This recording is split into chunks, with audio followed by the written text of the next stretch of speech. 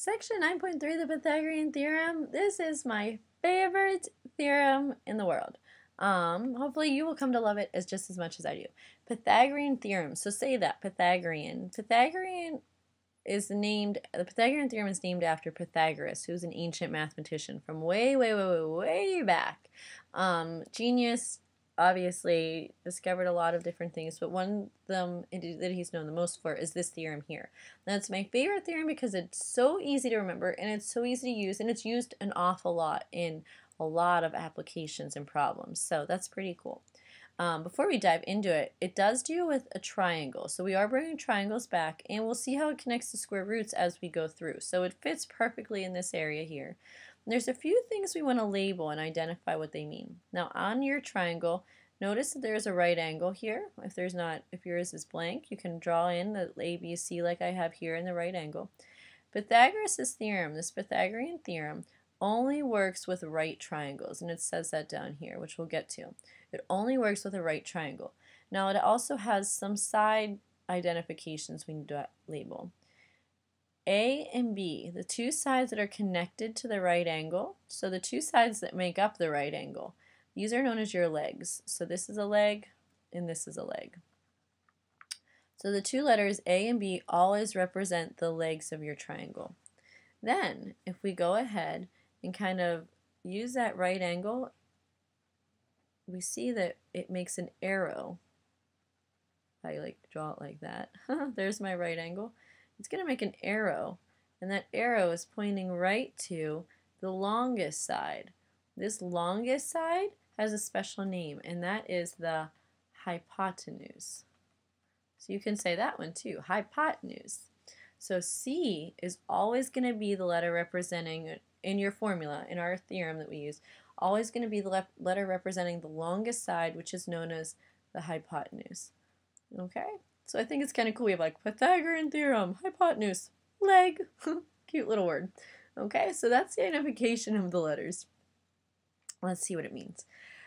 In general, what the Pythagorean theorem tells you is if you know any two sides of the triangle, maybe you know A and B, maybe you know A and C, maybe you know C and B, whatever the case may be, if you know any two sides of the triangle, you can always find the length of the third side.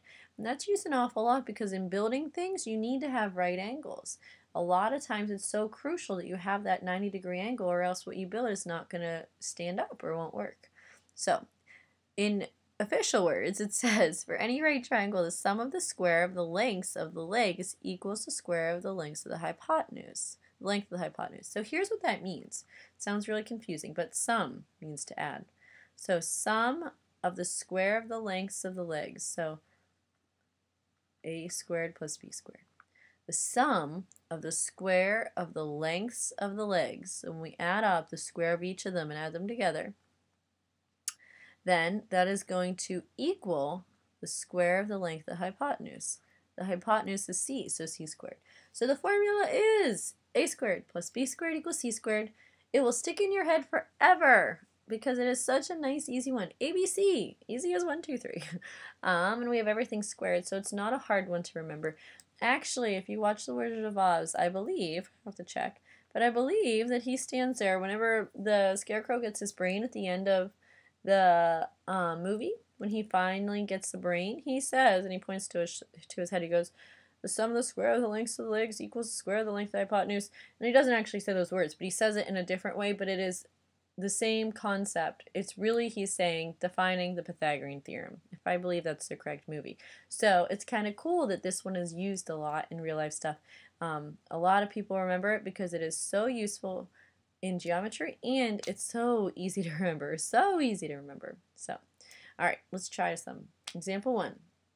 Certain bridges are designed with complex cables in place to hold them up. So, find the length to the nearest foot. So if they say this kind of thing, we do not have to do our simplifying that we did in the last lesson. To the nearest foot of the cable using the right triangle formed by the tower, the bridge surface, and the cable. So you might be looking at this and thinking, that does not look like a bridge at all. So this is more the scene that's the bridge, okay? Here's the triangle that we're given in our picture. You can almost think of this part here as like the big tower. this is the one cable, this would be another cable, this would be another cable, and maybe there's cables going on this end too, most likely. Okay, so our bridge is actually, this is our bridge surface. There's water down here, you know, there might be like a stand underneath. This is the bridge, so hopefully you can see visually the bridge. Here's where the cars would ride, on top of the bridge, something like that. Okay, so we're just looking at one portion of it. We're mainly just focusing on this triangle that is made by the base of the bridge, the cable, and then the tower holding it up in the center. Now in this situation, they know that the tower is 212 feet high.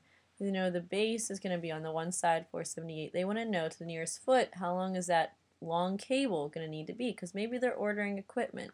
They need to make sure that they don't order too much or not order enough. So a squared plus b squared equals c squared. I'm going to go ahead and substitute in 212 for a, as long as I choose a side that is related to the length, to the right angle, then I'm good. So a can be 212, so I have 212 squared. B squared is going to be 478 squared, and I don't know c squared, my longest side. 212 squared is 44,944.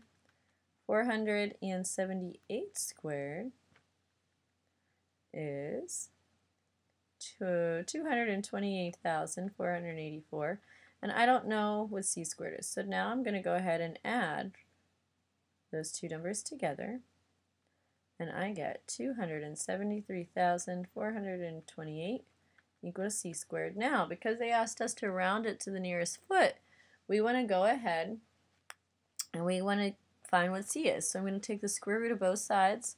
It did not ask me to simplify. Thank goodness, that's a huge number. Just rounding it. So I'm going to take the square root of the square number, cancel each other out, c comes down, and the square root of 273,428 is, let me get it, 2734, 522, which would round up to 523 feet. So that cable that they have to buy is going to be 523 feet long. And that's important because after they do all the important stuff deciding how long to build it, you don't want to overestimate or underestimate. Let's try another one. Kyle is building a triangular model of a mountain for the scenery for a play. So here's his mountain. That's the snow-capped mountain. And he wants to find the length of the base of the model to the nearest foot. So we have the right angle, so that means these are going to be our A and B, and this longest side will be C. Even though it's labeled X, that's okay, we can change it to C. A squared plus B squared equals C squared. A squared is 10, B squared is 10, and C squared I don't know. 10 squared is 100. This one isn't as hard to fill in, and 100 plus 100 is 200. So now I get to this point, I want to get c squared by itself. So I take the square root of both sides so that my squared and square root cancel one another out because they're inverses of each other. And square root of 200 is 14.14. It says to the nearest foot, so my answer is just 14 feet. So that base is 14 feet. Let's go to the next page. In the two that we've done so far,